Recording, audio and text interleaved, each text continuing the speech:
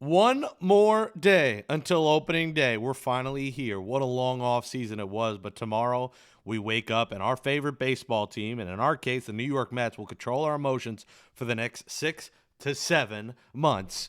And boy, is it going to be a roller coaster. Buckle up and enjoy the ride.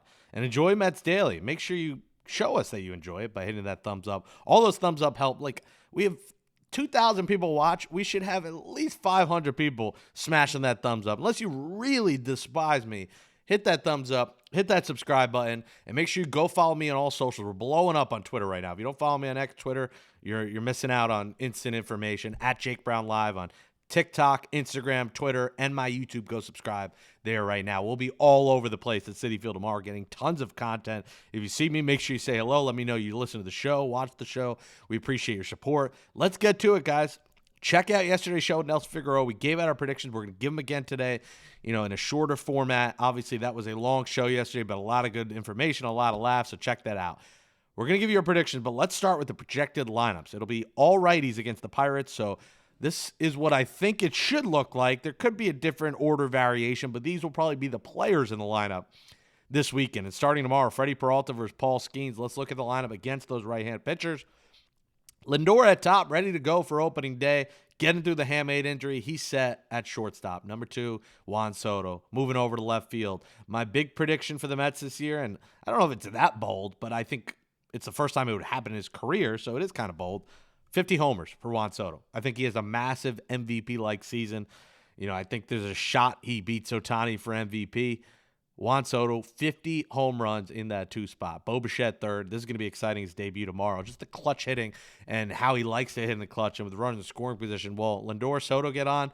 You're loving having Bo Bichette come up. Much better than Pete Alonso in clutch and running scoring position. Less of a boom or bust hitter. It's going to be exciting to see Bo there. Jorge Polanco, you're going to see him probably in that spot against both lefties and righties. He's a switch hitter.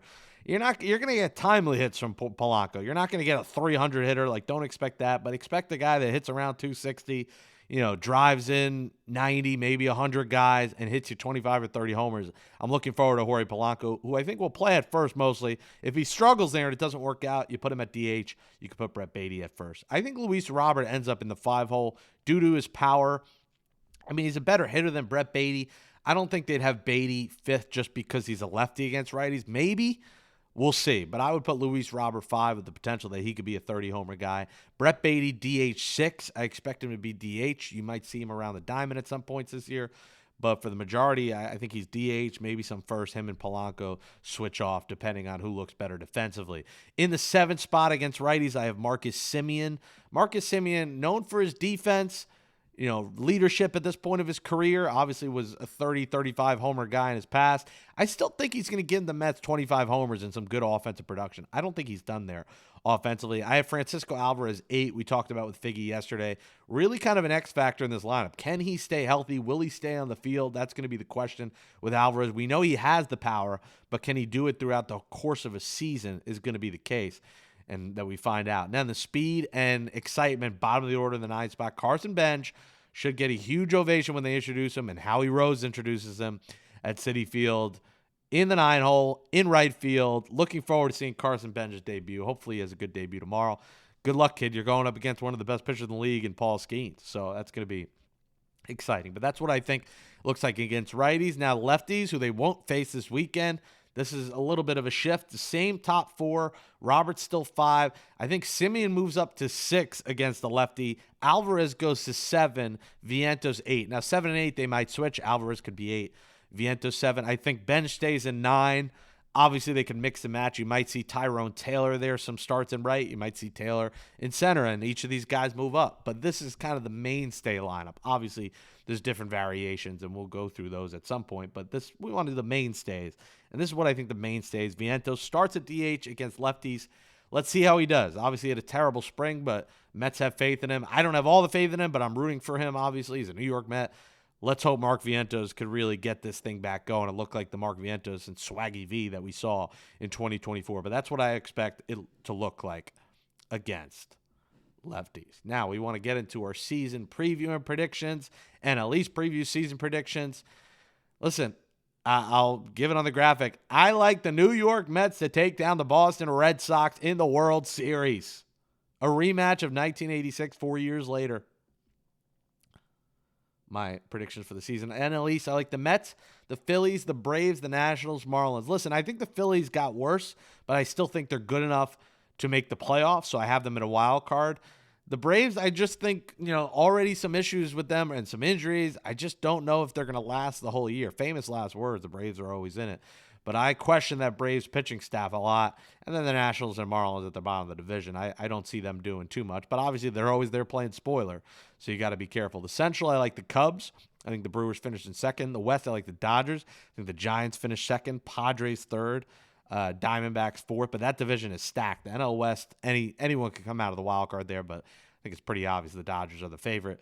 And then the AL East, I like the Red Sox. The East is very tough. I think the Red Sox, Blue Jays, Yankees all make the playoffs out of the East. Central, the Tigers, that pitching staff is now very dangerous with all the additions they made, and Framber and Verlander. And in the West, I like the Mariners, although that's a tough one. I think the Astros still can compete, but I think it's the Mariners division. And like I said, the Mets over the Red Sox in the World Series. Let's go. Let's go. I'm fired up. Let's go. Those are my predictions for the 2026 season. And like I said, Soto 50 homers. I think Nolan McLean wins Rookie of the Year. So McLean Rookie of the Year, Soto 50 homers. Those are my Mets predictions. I think the X factor, like I said, Francisco Alvarez, I think is huge. And then Sean Manaea, what role does he have? We talked about it a lot yesterday. What kind of role does he have? That's going to be important. But, the opening day lineup is never what it looks like in September. So expect changes, expect injuries, expect Christian Scott at some point, maybe Jack Wenninger, expect maybe Ryan Clifford later in the year. I think there will be some adjustments, and obviously it all depends on injuries, not going the Mets stay healthy. I think that's what takes them down. If the Mets miss the playoffs, it means there are key injuries to this team. I think this team has all the makings to do something really, really special. And we'll be here covering it all year. Some Citi Field details to close out today's show, and then we'll read a couple of your comments from yesterday in our episode with Nelson Figueroa. Day of parking, guys, is $50. They're encouraging you to order in advance for $40. Now, season ticket holders, I believe, got it for $25. My friend got it for $25. She has a 20-game plan or something. $25 for season ticket holders, $40 if you order in advance. And then $50 day of if you're there. Now, Lot A, which is mostly the employee lot, is closed due to the construction going on with Metropolitan Park, Casino. So they've already started that, guys. I know it's opening 2030, but construction has begun. So buckle up. The traffic is going to be crazy. And that's why they're advising you to take the train. I was told Lot B is closed. I will confirm it tomorrow when I walk around. I'm not 100% on that. But I'm told a lot of spots will be missing due to construction, maybe even up to 2,000. So that's why they very much encourage you to take the train. Now, the LIRR, they're doing $5 off, but I believe, I have to confirm that is if you get tickets through the Mets, which I'm going to be honest, most of the time I don't. Usually secondary market. I do stuff with SavvySeats.com. Use code Jake10 for 10% off your tickets at SavvySeats.com. So I either get tickets through them. I have some people will send me tickets sometimes. If you guys ever have tickets, I'm in the area, I will go with you.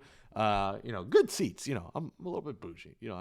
I'll sit up top if I need to, but I like to be field level or close or suite. So, but if you're getting them through the Mets site, through Ballpark, there will be an option when you check out to do that $5 off. So it goes from $14.50 to $9.50. I think if you're coming from Manhattan, I believe round trip to Citi Field and back for LIRR. Take the train. I think they really need to add game day trains that go right to Citi Field because of this parking situation the next couple of years. It needs to be changed. They need to adjust because these trains already get too congested for the games. They need direct trains to Citi Field. What I recommend is they do, Hudson Yards, Times Square, Grand Central, the three hubs, and then that goes right to Queensboro Plaza, and then from Queensboro Plaza to Citi Field. Maybe you stop at Woodside in between for the LIRR people, but very limited Queens stop. Because remember, the Express the last couple of years are not Express. It still makes random stops in between. I think they need to do train because it gets too crowded once you make all these stops. So do Hudson Yards, Times Square, Grand Central, then go right to Queensboro Plaza, then Woodside, then Citi Field. I think that's all it should be. Twice an hour, game days, 1 p.m., 10, 10:30, 11, 11:30, 12, 12:30, 7 p.m., 4:35, 5:36, 6:30. That's it. Add 2 trains an hour. That can't be that crazy of a lift for MTA to make that happen. Maybe even charge a little bit more for those, but find a way to make that happen because parking is going to be chaos this year and for the coming years at Citi Field. So those are all the parking details. We'll have more food details when we get there tomorrow. I think tomorrow's going to be the only game I go to this weekend. It's going to be freezing over the weekend, and it's a bit of a trek for me in South Jersey. So can't wait. Me and my dad, 23 years in a row tomorrow. So let's close out the show with your questions, comments from yesterday. Appreciate the support, everyone. From XX Nike Elite Gaming. Should do an episode with your pops talking about your favorite opening day memories together. That's a good idea. I might try to, I'm going to ask him tomorrow if he wants, if we do a post-game show from the parking lot, which I hope to do, I might try to have him do it with me, do a show with me, and we could talk about that. I don't know if we have specific game memories, but I think the memory itself of going, it'd be good to talk with him. So we might have Pops on with us tomorrow. Michael Angel said, never too old for MLB The Show. And speak for yourself, Jake. Figgy is forever young. I got to give credit to Figgy. He does not look around 50. Besides the grays in his beard, I'll give him credit. He does not look that old. So shout out to Figgy. Listen, he acts like a 25-year-old. So he acts young for sure. And I guess he does look younger than 50. So he is aging well. I'll give him that. Nezzy says, Figgy Wepa Boricua. The Isaac, let's go Mets. Shakamoto, Jingle All the Way. Classic. R.I.P. Phil Hartman. R.I.P. Phil Hartman. Yeah, Jingle All the Way. Number 1 Christmas movie of all time. Don't at me. Master says, yo, Figgy, Mr. Taiwan. Ethan says, if they can't get things going with the new group, then nothing will. Yeah, I mean, it's a good point. This is the group you want. This Mets lineup, this group of characters, this personalities, winners, these are the guys you want. So if this doesn't work, yeah, they're going to have to find a way to figure out what does work. And tomorrow, we hope to make it work. Citi Field. Show drop in the morning. We'll do a post game after from the ballpark. We'll get you all the details of Citi Field and what's going on in the parking situations. But make sure you're subscribed, hit that thumbs up, and comment, everyone. Let me know your predictions. Like I said, 93-69, first place, Mets over Red Sox in the World Series. Let's go Mets. Thanks for watching Mets Daily. And tomorrow we wake up to Mets baseball, 1 o'clock, 1:10, Mets, Pirates, Skeens, Peralta. Can't wait. Magnetic schedule. We'll see you at Citi Field tomorrow, and we'll see you on Mets Daily tomorrow. Let's go Mets.